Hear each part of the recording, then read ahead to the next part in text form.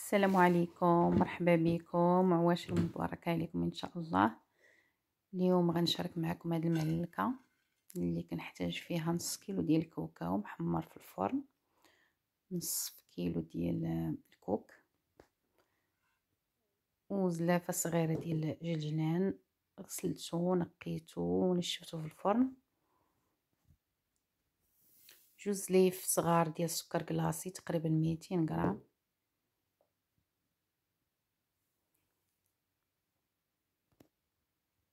قبيصه ديال الملح،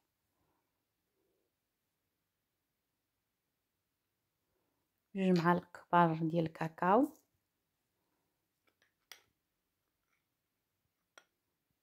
تقدروا النصف ديروه بالكاكاو والنصف بدون كاكاو. انا هنا خلطت كلشي، درت فيه الكاكاو، انا بناتي كيبغيوه. خماره ديال الحلوى ديال 16 غرام،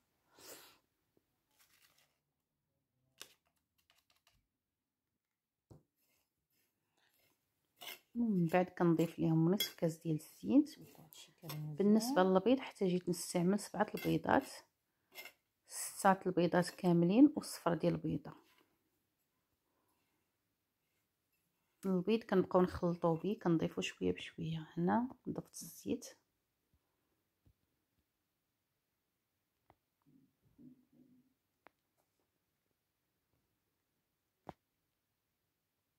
انا روح الفاني او روح الزهر على حسب الذوق.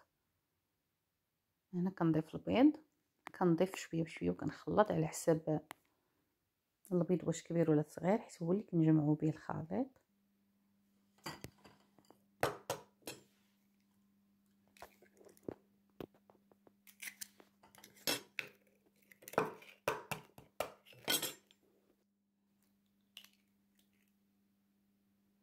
وتنبداو نخلطو.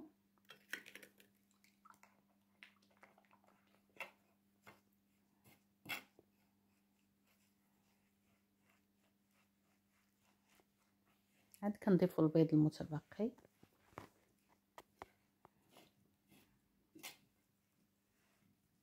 هنا استعملت الملعقه باش من نخلط بها في البدايه حتى نعرف القياس، عاد نكمل بيدي.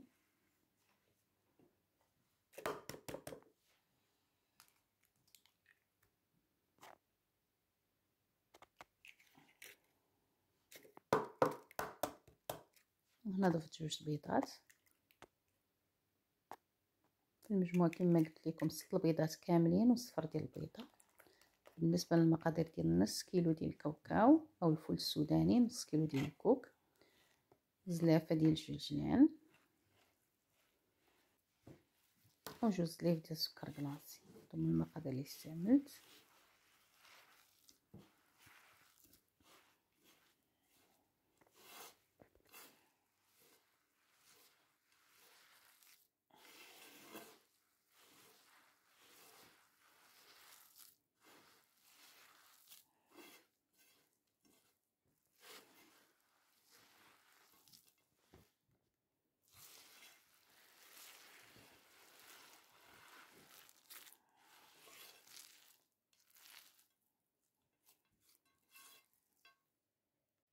للتزيين خديت ماء الزهر واللوز ايفيلي، سكر كلاصي، الكركاع وبيض البيض.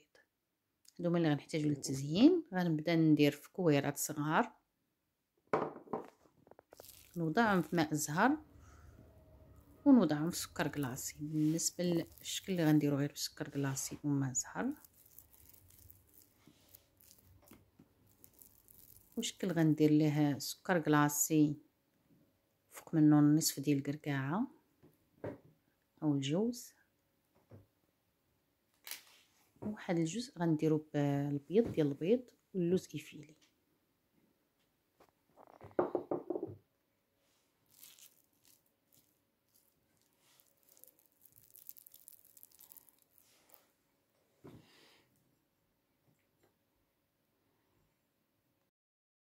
هنا كندير كويرات وكنوضعهم في ماء الزهر، ومن بعد كنوضعهم في سكر كلاصي. ويدي قبل ما ندير هذوك الكويرات كنفزقهم ماء زهر باش ما تلصقش ليا العجينه في يديا. هنا كنخليها فوق السكر كلاصي، وكنمشي نصيب واحد الكميه اخرى باش نوريكم الطريقه.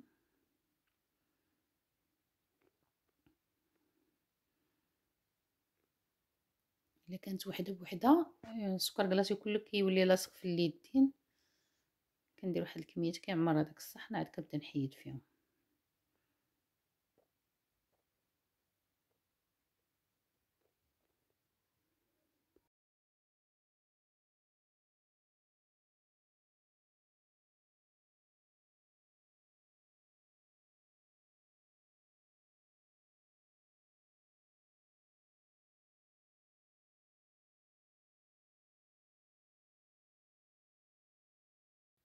كنزينهم بالنصف ديال الكركاعه او الجوز، كنوضعهم دائما باعدين لان المعلكه كتسرح وكيلتصقوا مع بعضياتهم. هذا هو الشكل ديالها ما شاء الله كيفاش جات. وكنكمل بهذه الطريقه.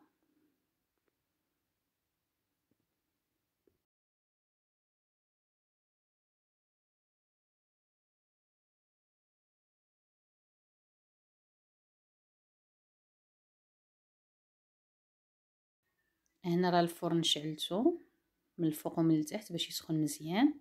بعد ما كيسخن مزيان قبل ما كندخلو هاد المعلكه كنشعل عليه من الفوق وكنهبط درجه الحراره الى تقريبا 160 درجه باش كنشعل عليه غير من الفوق باش تشقق لينا المعلكه.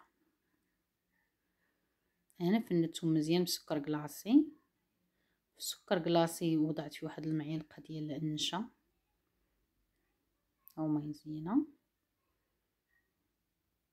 ومن بعد كندير فيهم واحد النصف ديال الكركاعه او ديال الجوز، وكنديرهم بعاد على بعضياتهم. كل صف كندير فيه غير 4 لانهم كتنفخ وكيتلاصقوا مع بعضياتهم.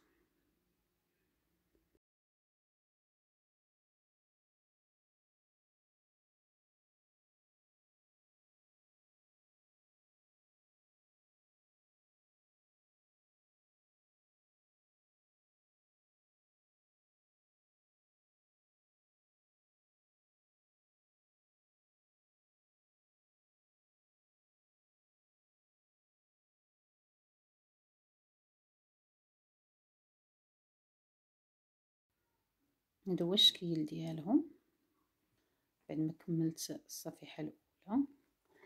هذه غنوضعها دابا في الفرن وغنبدا في الشكل الثاني.